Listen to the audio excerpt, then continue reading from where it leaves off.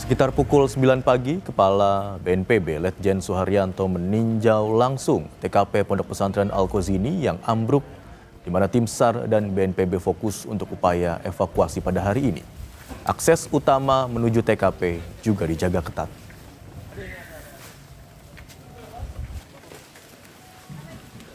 Dalam rapat koordinasi tadi, ya, kami sudah sepakat, ya, ada beberapa klaster yang akan dilakukan.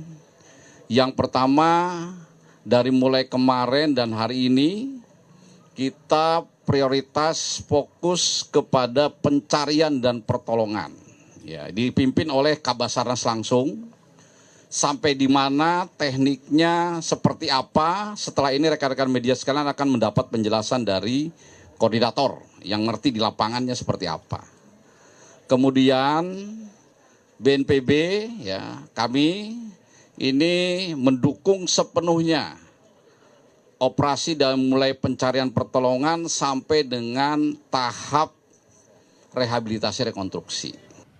Kepala Basarnas Marsikal Madia Muhammad Syafi'i menyampaikan tim SAR kini tengah mengejar golden time untuk menyelamatkan para korban. Tim mencoba untuk mendekati korban di tengah lokasi yang terbatas. Saat ini kita mengejar golden time karena dimungkinkan dari golden time inilah yang kita detek masih ada kehidupan ini, masih memungkinkan untuk bisa kita selamatkan dalam kondisi hidup. Sesuai teori memang 72 jam. Namun pada saat kita sudah bisa menyentuh korban, kita sudah bisa mensuplai minuman, vitamin, bahkan infus sudah bisa kita berikan, memungkinkan yang bersangkutan ini bisa bertahan lebih lama. Terkait dengan kesulitan, kita tahu sendiri bahwa konstruksi yang saat ini terjadi, reruntuhan ini, satu titik ada getaran saja bisa menimbulkan dampak-dampak yang lain. Sehingga kita akan melakukan alternatif tindakan. Saat ini untuk menyentuh ke titik korban, kita harus kita membuat gorong-gorong di bawah tanah. Dan kalau kita tahu konstruksi awal dari permukaan dasar dari bangunan ini merupakan timbunan-timbunan dari bangunan-bangunan lama. Sehingga pada saat kita membuat galian ini pun beresiko kiri kanan juga ada longsoran-longsoran kecil. Sehingga akses untuk bisa masuk hanya relatif di 60 cm.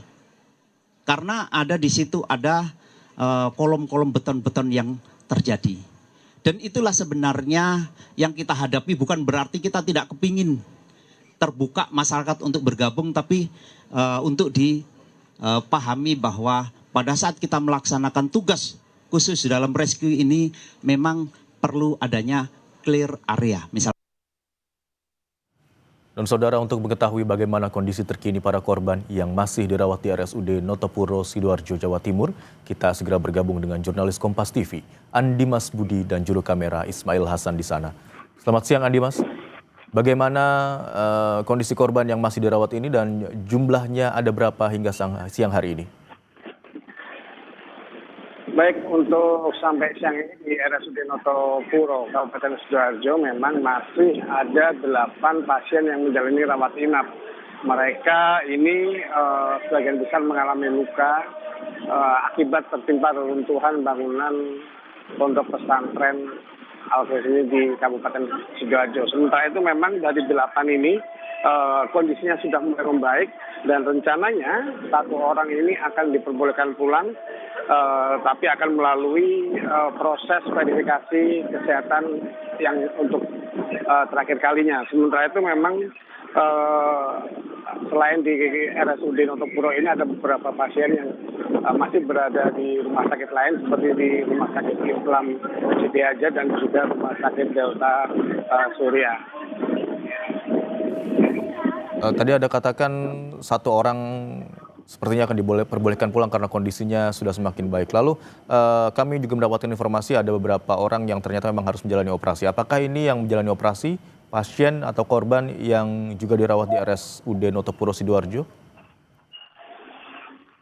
Untuk pasien yang menjalani operasi itu memang sebagian besar memang yang berada di beberapa rumah sakit seperti tidak hanya di RSUD Notopuro, namun juga di rumah sakit Siti Hajar. Mereka memang mengalami luka terbuka hingga akhirnya harus menjalani operasi.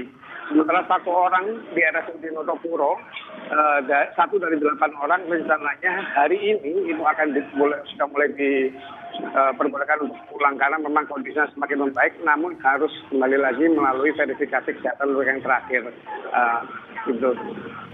Hingga saat ini masih ada 8 pasien yang dirawat di RSUD Notopuro Sidoarjo dan kita masih nantikan bersama agar kondisi korban yang masih dirawat kondisinya segera membaik. Terima kasih atas laporan Anda jurnalis Kompas TV Andi Mas Budi dan juru kamera Ismail Hasan. Selamat siang.